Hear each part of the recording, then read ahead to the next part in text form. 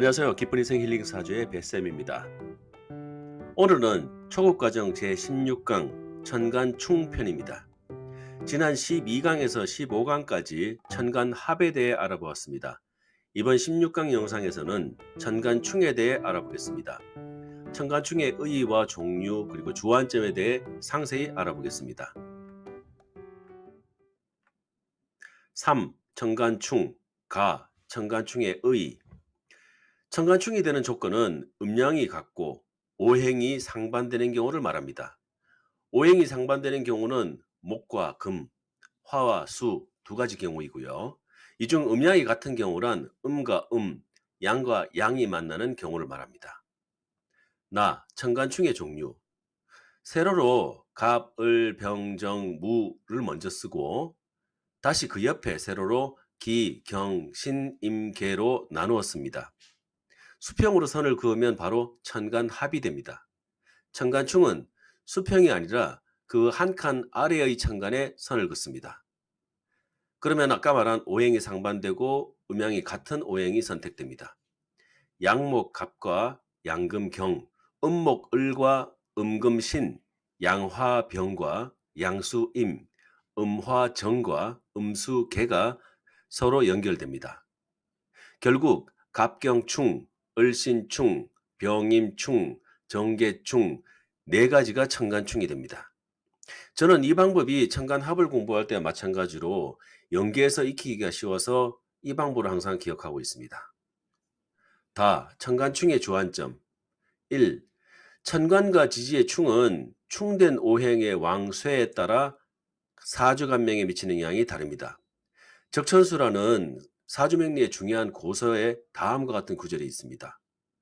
왕신이 쇠신을 충하면 쇠신은 뿌리가 뽑혀나가고 쇠신이 왕신을 충하면 왕신의 성질만 북돋워 분발케 한다. 즉 왕한 오행이 쇠약한 오행을 충하면 쇠약한 오행은 뿌리가 뽑혀서 나가버리고요. 쇠약한 오행이 왕한 오행을 충하면 왕한 오행의 성질만 북돋워 분발케 한다라는 말이 됩니다. 서로 충된 오행의 왕쇠, 즉 왕성함과 쇠약함, 그리고 길흉을 파악해야 정확한 판단을 내릴 수가 있습니다.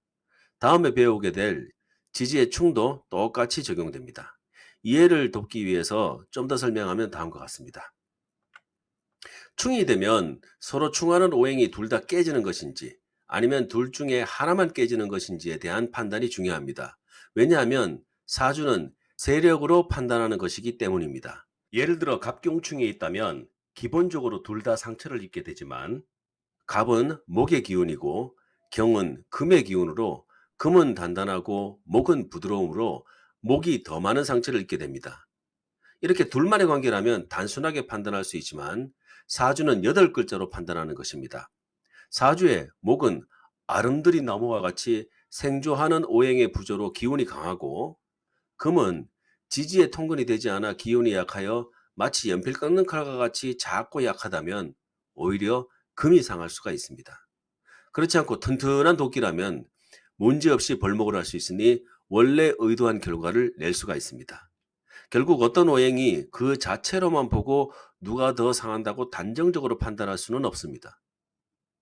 또 다른 예로 원래 수가 화를 끄는 것이 정상적이지만 화가 산불처럼 엄청나게 강하면 한 양동이의 물 정도는 뿌려봐야 금방 수가 증발해 버리니 1점의 타격도 줄 수가 없고 오히려 불의 성질만 건드리는 격화지엄의 모습이 되는 것이 자연의 법칙입니다. 하지만 작은 모닥불 정도는 쉽게 꺼버리겠죠. 해서 사주는 이 법칙에 따라 세력을 보게 됩니다. 그러므로 충이 되었을 때 강한 세력과 약한 세력을 정확하게 분석해야 두 세력의 싸움으로 승자와 패자를 확실하게 알 수가 있습니다. 이것을 판단하기 위해서는 사주 전체의 세력을 볼 수가 있어야 합니다. 2. 천간의 충은 지지의 충보다 사주 운명에 미치는 영향은 약하다고 본다. 천간 합이 지지 합보다 작용력이 적다는 것과 동일한 논리입니다. 3. 충의 위치별 비교. 천간은 연간, 월간, 일간, 시간 4개로 나누어지는데 어느 천간과 천간이 서로 충하느냐에 따라서 예상되는 결과가 달라집니다. 연간과 월간의 충은 그 사안이 일찍 닥쳐오고 따라서 조상과 연관이 있다고 봅니다. 이런 경우에는 대체로 조상과의 연이 적은 것이니 고향을 떠나서 타양 생활을 하는 경우가 많습니다. 월간과 일간의 충, 그 사안이 본인 주변과 가족, 형제, 자매, 직장이나 사회 동료와의 연관이 된다고 봅니다. 따라서 본인 생애 중에 연관된 일입니다. 대체로 부모, 형제, 자매를 상징하는 월간과 나를 의미하는 일간이 서로 충을 하니 서로 우애와 화목함이 적은 편이라고 봅니다.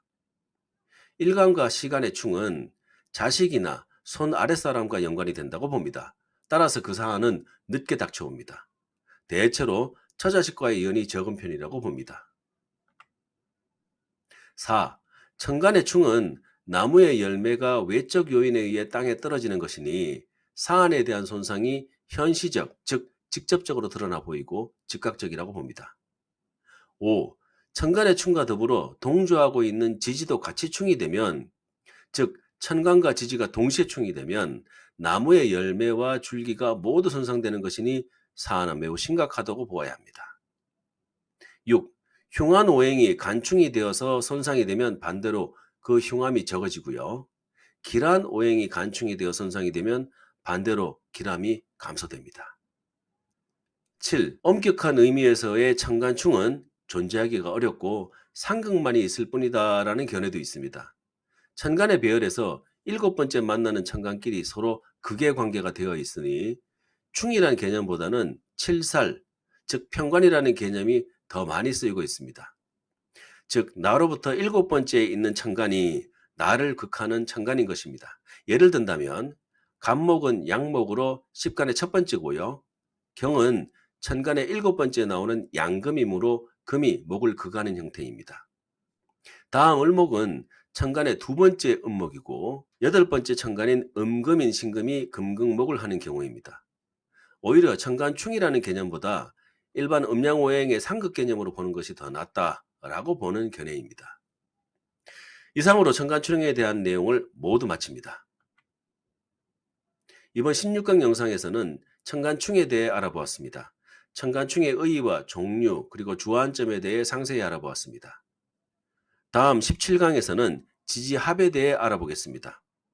천간합과 충에 대해 알아본 것과 같이 지지합과 충에 대해 차례대로 알아보겠습니다. 영상을 마치기 전에 안내 말씀드리겠습니다. 오늘 보신 영상의 내용을 구글 블로그에 정리해서 올려놓았습니다. 본 영상의 댓글에 구글 블로그의 주소를 기재했고요. 해당 링크를 통해 들어가 보시면 됩니다. 또한 한자를 손쉽게 연습할 수 있는 연습장도 만들었습니다. 구글 블로그에 링크로 연결했습니다. 출력해서 활용하시면 됩니다. 오늘의 영상이 도움이 되셨다면 구독과 좋아요 그리고 댓글 한 줄 부탁드립니다. 제가 다음 영상 만들 때 진짜 큰 힘이 됩니다. 그럼 기쁜 인생 힐링 사주 오늘의 영상은 여기서 마치고요. 우리는 다음 영상에서 다시 만나겠습니다. 고맙습니다.